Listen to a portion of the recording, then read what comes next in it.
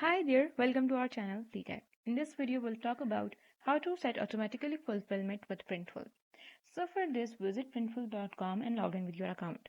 Once you sign in, this is the main dashboard that you're seeing. Now over the left side, we have the stores option. Click on stores.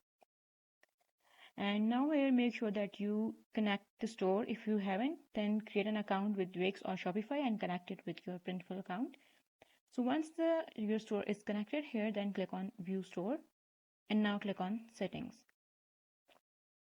So once you click on settings, now over the left side, scroll down and there we have the orders option. Click on orders,